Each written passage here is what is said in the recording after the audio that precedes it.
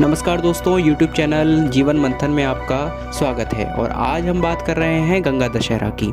सन 2022 में 9 जून के दिन गंगा दशहरा पड़ रहा है। अमृत रूपी मोक्षदायिनी पाप नाशिनी माँ गंगा का धरती पर अवतरण दिवस है गंगा दशहरा। ये गंगा माँ का जन्म दिवस नहीं है। गंगा माँ की उत्पत्ति तो भगवान विष्णु के चरण कमलों से वामन अवतार के समय हुई थी।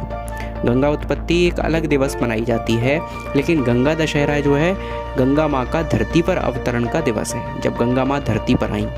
यह हर साल ज्येष्ठ मास के शुक्ल पक्ष की दशमी को मनाया जाता है। इस साल 2022 में गंगा दशहरा 9 जून को मनाया जाएगा। तो गंगा दशहरा के दिन प्रातःकाल गंगा में स्नान करके सूर्य को अर्घ्य दिया जाता है और माँ गंगा की आरती की जाती है। इससे मनुष्य के सारे मानसिक और शारीरिक कष्ट दूर हो जाते हैं। गंगा का जल सभी जलों में पवित्र माना जाता है। उसको घर में रखने से नकारात्मक शक्तियां घर में वास नहीं करती। शास्त्रों में तो यहाँ तक लिखा गया है कि जो गंगा नाम का स्मरण भी करता है उसको गंगा स्नान के समान ही फल मिलता है। गंगा के धरा अवतरण की पौराणिक कथा इस प्रकार है कि अयोध्या में एक चक्रवर्ती सम्राट थे, उनका नाम था महाराजा सगर। ऐसा कहा जाता है कि राजा सगर के 60,000 पुत्र थे। एक बार महाराज सगर ने अश्वमेध यज्ञ किया।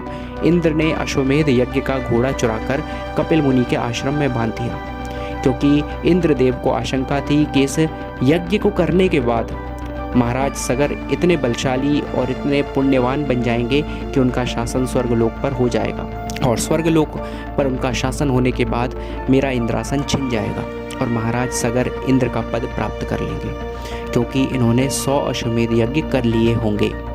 ऐसा विचार कर इंद्र जो होते हैं वो अश्वमेध यज्ञ का जो घोड़ा होता है उसको चुरा लेते हैं। अश्वमेध यज्ञ के घोड़े का ये नियम होता है कि उसको संपूर्ण त्रिलोकी में घुमाया जाता है, भेजा जाता है, और उस पर यह एक वचन लिखा होता है, इस राजा की दास्ता को स्वीकार कर ले। और जो राजा की दास्ता को स्वीकार कर लेगा उसका शासन, उसका राज्य राजा के अधीन आ जाएगा, और जो स्वीकार नहीं करेगा उसको राजा से युद्ध करना पड़ेगा। वो उस घोड़े को बांध सकता है, ये उस घोड़े के माथे पर लिखा रहता है। तो इस प्रकार से जब उस घोड़े को छोड़ा गया तो इंद्रदेव ने सोचा कि ये घोड़ा तीनों लोकों में फिर के अगर वापस आ गया, क्योंकि राजा सगर इतने बलशाली हो गए हैं कि कोई इनसे युद्ध तो करेगा नहीं, क्योंकि इन्होंने 100 अश्वमेध यज्ञ कर लिए हैं, तो सब लोग इनकी दास्ता स्वीकार कर लेंगे। और जब ये घोड़ा वापस आ जाएगा तीनों लोकों में घूमकर, तो फिर इनको इंद्रासन के पद की प्राप्ति हो जाएगी, ये उस योग्य हो जाएंगे इंद्र के आसन के, तो मेरा इंद्रासन छिन जाएगा। ऐसा सोचकर इंद्र उस घोड़े को बीच रास्ते में ही पकड़ लेते हैं और पकड़कर उसको कपिल मुनि के आश्रम में बांधकर आ जाते हैं, जहाँ पर कपिल मुनि ध्यान में मग्न होते हैं गंगा सागर के तट पर। इस प्रकार से यज्ञ में बाधा उत्पन्न हो रही है। उसके बाद क्या होता है, महाराज सगर जब देखते हैं कि घोड़ा वापस नहीं लौटा तो अपने 60,000 पुत्रों से घोड़े को ढूंढ के लाने के लिए कहते हैं। महाराज सगर के 60,000 पुत्र मिलकर अश्वमेध यज्ञ के घोड़े को खोजना प्रारंभ करते हैं। खोजते खोजते वे महर्षि कपिल मुनि के आश्रम में पहुंच जाते हैं। वहां पर महर्षि कपिल मुनि ध्यान में मग्न थे, और देखिए महाराज सगर के उन 60,000 पुत्रों के बाहर से ये धरती बहुत आकुल थी, व्याकुल थी। उनके उत्पात धरती पर बहुत अधिक हो गए थे, तो उनका अंत तो निश्चित था। इसमें कपिल मुनि का कोई दोष नहीं है। देखिए तो उस समय होता क्या है कि घोड़े को कपिल मुनि के पास बंधा देखकर सभी 60,000 पुत्र कपिल मुनि को चोर चोर कहकर चिल्लाने लगते हैं और उनका अपमान करने लगते हैं। इतना भीषण कोलाहल सुनकर महर्षि कपिल मुनि का ध्यान भंग हो जाता है, और कपिल मुनि जैसे ही नेत्र खोलते हैं तो उनके नेत्र जो हैं सगर के 60,000 पुत्रों की ओर जाते हैं, और उनके तपोबल की जो अग्नि होती है, उनके ध्यान की जो अग्नि होती है, उस अग्नि से वे 60,000 पुत्र जलकर भस्म हो जाते हैं, क्योंकि उनका सामना करने की सामर्थ्य उन 60,000 पुत्रों में नहीं होती। पाप का इतना अधिक प्रभाव होता है कि कपिल मुनि के दृष्टि डालते ही वे 60,000 पुत्र भस्म हो जाते हैं। इसलिए कपिल मुनि को जो लोग दोष देते हैं वे दोष ना दें, कपिल मुनि का इसमें कोई अपराध नहीं है। तो इस प्रकार से वे 60,000 पुत्र यहाँ पर भस्म हो जाते हैं। ये केवल इंद्र, सगर और 60,000 पुत्रों के बीच की बात है, कपिल मुनि का इसमें कोई दोष नहीं था। तो इस प्रकार उसके पश्चात महाराज सगर अपने पुत्रों का ये सारे के सारे क्रियाकलाप को जानते हैं कि मेरे पुत्र ऐसे भस्म हो चुके हैं, तो उनकी आत्मा की शांति के लिए महाराज सगर धरती पर माँ गंगा को लाने का अथक प्रयास करते हैं। उस समय अगस्त ऋषि ने पृथ्वी का सारा पानी पी लिया था। जिस वजह से धरती पर जल की एक बूंद भी शेष नहीं थी जिससे पूर्वजों का तर्पण किया जा सके। तो महाराज सगर, अंशुमान और महाराजा दिलीप के कठोर परिश्रम का कोई परिणाम न निकला। कहने का तात्पर्य है कि पहले सगर ने उन 60,000 पुत्रों के तर्पण के लिए, उनके उद्धार के लिए माँ गंगा को धरती पर लाने का प्रयास किया, लेकिन चूंकि सगर की अवस्था बहुत ज़्यादा हो गई थी, इसीलिए वे गंगा माँ को धरती पर ना ला सके। इसके बाद सगर के पुत्र, जो एक पुत्र बचे थे जिनका नाम था अंशुमान, उनको भी पता था कि मुझे अपने भाइयों का उद्धार करना है, लेकिन चूंकि अंशुमान राज सिंहासन पर बैठे तो उन्होंने इस ओर ध्यान नहीं दिया, इस ओर उन्होंने अपना प्रयास जारी नहीं रखा। उन्होंने सोचा कि पहले मैं राज गद्दी पर इस राज्य का उपभोग कर लूँ और फिर अंत में तपस्या करने जाऊँगा और फिर मैं गंगा माँ को धरती पर ले आऊँगा। तो ये सोच उन्होंने रखी और अंत में वो तपस्या करने के लिए गए, गंगा माँ को लाने का प्रयास किया, लेकिन गंगा माँ प्रसन्न नहीं हुई। इसके बाद अंशुमन के पुत्र हुए महाराज दिलीप। महाराज दिलीप ने भी गंगा माँ को धरती पर लाने का बहुत प्रयास किया। पहले उन्होंने भी यही सोचा कि उन्हें पता था कि मेरे पूर्वजों का उद्धार करना है, लेकिन उन्होंने सोचा कि पहले मैं राज्य का उपभोग करता हूँ, फिर अंत में तपस्या करने जाऊंगा और गंगा माँ को धरती पर ले आऊँगा। इस प्रकार से उन्होंने भी पहले राज्य किया, अंत में तपस्या करने गए, लेकिन उनसे भी माँ गंगा संतुष्ट नहीं हुई, क्योंकि उनके मन में प्राथमिकता क्या थी, राज्य के उपभोग करने की, क्योंकि वो राजा थे। उन्होंने सोचा कि तपस्या में समय को व्यतीत करने से अच्छा है पहले राज्य करूं, बाद में मैं तपस्या करने जाऊंगा। इस कारण गंगा माँ उन पर भी प्रसन्न नहीं हुई। अंत में भगीरथ ने जन्म लिया महाराज दिलीप के पुत्र के रूप में। तो भगीरथ ने जैसे ही जन्म लिया और जैसे ही समझदार हुए, तो बाल्यकाल से ही उनके मन में ये दृढ़ प्रतिज्ञा थी कि मुझे अपने पूर्वजों का उद्धार करना है और गंगा माँ को धरती पर लाना है, जैसे कि मेरे पूर्वज नहीं ला पाए प्रयास करने के बाद भी। तो उन्होंने राज सिंहासन का लालच नहीं किया और वो बाल्यकाल से ही माँ गंगा की तपस्या करने के लिए निकल गए। सबसे पहले उन्होंने ब्रह्मा जी की कठोर तपस्या की। तपस्या से प्रसन्न होकर ब्रह्मा जी ने अपने कमंडल से माँ गंगा को मुक्त करने को राजी हो गए और माँ गंगा को मुक्त किया। उनके प्रबल वेग और प्रवाह को रोकने के लिए भगीरथ ने भगवान शिव की तपस्या की। यानी एक बार तो भगवान ब्रह्मा जी की तपस्या करके गंगा माँ को धरती पर लाने के लिए वो सफल हो गए, लेकिन गंगा माँ ने कहा कि मेरे प्रबल वेग को सहन कौन कर पाएगा, जब मैं धरती पर आऊँगी तो प्रलय आ जाएगी, है ना। तो भगवान शिव की तपस्या भगीरथ ने की, जिससे कि माँ गंगा के प्रबल वेग को कोई सहन कर सके। तो भगवान शिव की प्रार्थना करने पर, उनकी तपस्या करने पर भगवान शिव ने उनको दर्शन दिए और अपनी शिखाओं में, अपनी जटाओं में माँ गंगा को धारण कर लिया जब वो स्वर्गलोक से धरती पर आ रही थी। और उसके बाद जटाओं में धारण करने के बाद भगवान शंकर तो चुप हो गए। भगीरथ ने फिर भगवान शिव की तपस्या की और फिर शिव जी प्रकट हुए। तो बोले क्या मांगते हो? उन्होंने बोला भगवान आपने अपनी जटाओं में गंगा माँ को स्थित तो कर रखा है, लेकिन मेरे पूर्वजों का उद्धार कैसे होगा, आप इनको खोलिए ना। तो फिर शिव जी ने अपनी जटा खोलकर, एक शिखा खोलकर माँ गंगा को धरती पर प्रवाहित किया। तो इससे हमें ये पता चलता है कि जो उत्तम लोग होते हैं, कार्य में कितनी भी तकलीफें आए, कितनी भी परेशानी आए, उसको त्यागते नहीं हैं। भगीरथ को 3 बार तपस्या करनी पड़ी, लेकिन वो फिर भी इस प्रयास से पीछे नहीं हटे। बाकी जो उनके पूर्वज थे, उन्होंने देखिए इस चीज़ को प्राथमिकता नहीं दी, इस बात को प्राथमिकता नहीं दी। तो इससे क्या होता है, महाराज सगर के 60,000 पुत्रों का तर्पण किया जाता है जब गंगा माँ धरती पर आती है। और ऐसा कहा जाता है कि उस समय जब इन्होंने जन्म लिया था और ये तपस्या करने गए थे, तो नामकरण संस्कार इत्यादि भी नहीं हुए थे इनके, तो इनका नाम भी नहीं हुआ था।